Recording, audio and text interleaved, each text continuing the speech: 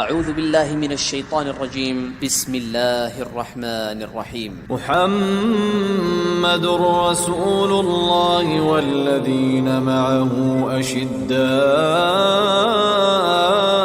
على الكفار رحماء بينهم تراهم ركعا سجدا يبتغون فضلا من الله ورضوانا سيماهم في وجوههم من أثر السجود ذلك مثلهم في التوراة ومثلهم في الإنجيل كزرع أخرج شطأه فآزره فاستغلظ فاستوى على سوقه يعجب الزراع ليغيظ بهم الكفار